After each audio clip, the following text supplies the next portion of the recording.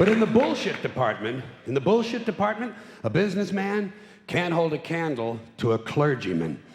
Because I got to tell you the truth, folks. I got to tell you the truth. When it comes to bullshit, big time, major league bullshit, you have to stand in awe of the all-time champion of false promises and exaggerated claims, religion. No contest.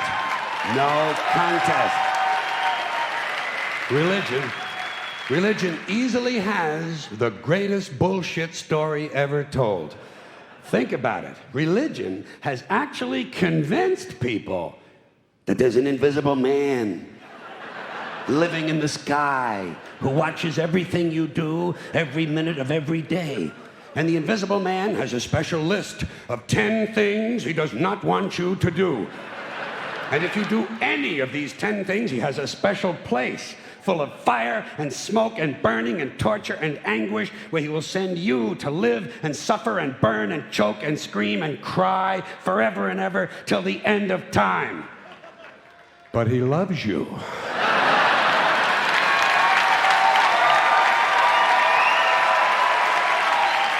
He loves you.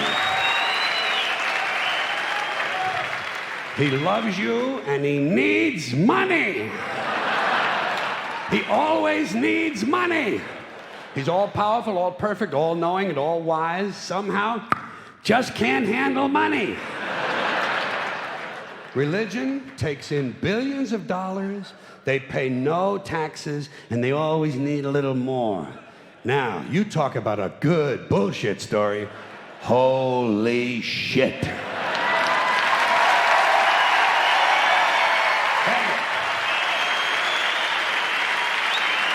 Thank you. But, thank you. Thank you very much.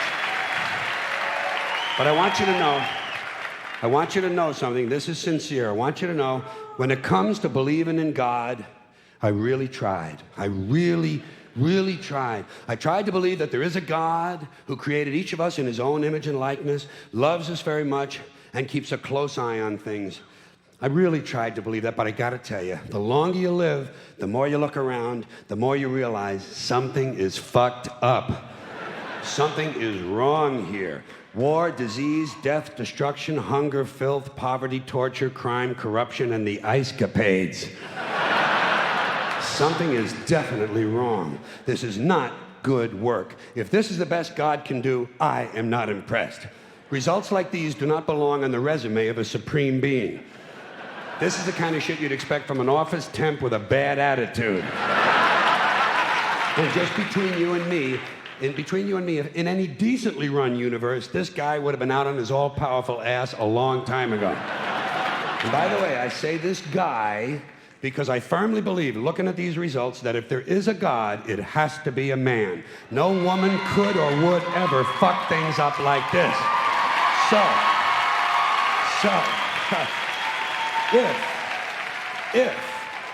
If there is a God, I think most reasonable people might agree that he's at least incompetent and maybe, just maybe, doesn't give a shit. Doesn't give a shit, which I admire in a person and which would explain a lot of these bad results.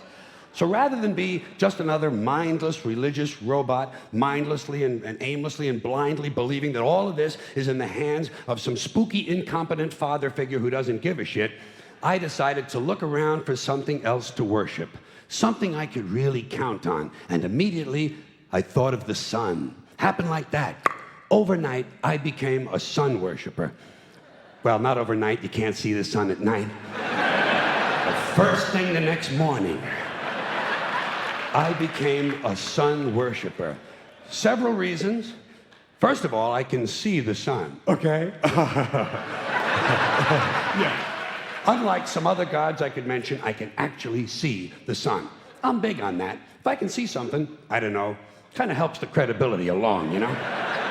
So every day I can see the sun as it gives me everything I need: heat, light, food, flowers in the park, reflections on the lake, an occasional skin cancer, but hey, at least there are no crucifixions and we're not setting people on fire simply because they don't agree with us. Sun worship is fairly simple. There's no mystery, no miracles, no pageantry. No one asks for money. There are no songs to learn. And we don't have a special building where we all gather once a week to compare clothing. And the best thing about the sun, it never tells me I'm unworthy. Doesn't tell me I'm a bad person who needs to be saved. Hadn't said an unkind word. Treats me fine. So I worship the sun. But I don't pray to the sun. Know why? I wouldn't presume on our friendship. It's not polite. I've often thought people treat God rather rudely, don't you? Asking trillions and trillions of prayers every day, asking and pleading and begging for favors. Do this, give me that, I need a new car, I want a better job. And most of this praying takes place on Sunday, his day off. It's not nice, and it's no way to treat a friend. But people do pray, and they pray for a lot of different things. You know, your sister needs an operation on her crotch. Your brother was arrested for defecating in a mall. But most of all, you'd really like to fuck that hot little redhead down at the convenience store. You know, the one with the eye patch and the club foot, huh? Can you pray for that? I think you'd have to. And I say, fine, pray for anything you want. Pray for anything. But what about the divine plan? Remember that? The divine plan. Long time ago, God made a divine plan. Gave it a lot of thought, decided it was a good plan, put it into practice. And for billions and billions of years, the divine plan has been doing just fine. Now you come along and pray for something. Well, suppose the thing you want isn't in God's divine plan. What do you want him to do? Change his plan? Just for you? Doesn't it seem a little arrogant? It's a divine plan. What's the use of being God if every rundown schmuck with a $2 prayer book can come along and fuck up your plan? And here's something else, another problem you might have. Suppose your prayers aren't answered. What do you say? Well, it's God's will. Thy will be done. Fine, but if it's God's will and he's going to do what he wants to anyway, why the fuck bother praying in the first place? Seems like a big waste of time to me. Couldn't you just skip the praying part and go right to his will? It's all very confusing. So to get around a lot of this, I decided to worship the sun. But as I said, I don't pray to the sun. You know who I pray to? Joe Pesci. Joe Pesci. Joe Pesci. Two reasons. First of all, I think he's a good actor, okay? To me, that counts. Second, he looks like a guy who can get things done. Joe Pesci doesn't fuck around. Doesn't fuck around. In fact, Joe Pesci came through on a couple of things that God was having trouble with. For years, I asked God to do something about my noisy neighbor with the barking dog. Joe Pesci straightened that cocksucker out with one visit. It's amazing what you can accomplish with a simple baseball bat. So I've been praying to Joe for about a year now, and I noticed something. I noticed that all the prayers I used to offer to God and all the prayers I now offer to Joe Pesci are being answered at about the same 50% rate. Half the time I get what I want, half the time I don't. Same as God, 50-50. Same as the four-leaf clover and the horseshoe, the wishing well and the rabbit's foot. Same as the mojo man. Same as the voodoo lady who tells you your fortune by squeezing the goat's testicles. It's all the same, 50-50. So just pick your superstition, sit back, make a wish, and enjoy yourself. And for those of you who look to the Bible for moral lessons and literary qualities, I might suggest a couple of other stories for you. You might want to look at The Three Little Pigs. That's a good one. Has a nice, happy ending. I'm sure you'll like that. Then there's Little Red Riding Hood, although it does have that X-rated part where the big bad wolf actually eats the grandmother, which I didn't care for, by the way.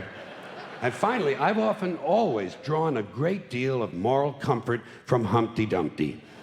The part I like the best, all the king's horses and all the king's men couldn't put Humpty Dumpty back together again. That's because there is no Humpty Dumpty and there is no God. None, not one, no God, never was. In fact, I'm gonna put it this way. If there is a God, may he strike this audience dead. See, nothing happened. Nothing happened. Everybody's okay. All right? Tell you what. I'll raise the stakes. I'll raise the stakes a little bit. If there is a God, may he strike me dead. See, nothing happened. Oh, wait, got a little cramp in my leg. And my balls hurt. Plus, I'm blind. I'm blind. Oh, now I'm okay again. Must have been Joe Pesci, huh? God bless Joe Pesci. Thank you all very much. Joe bless you. Thank you very much. I appreciate it.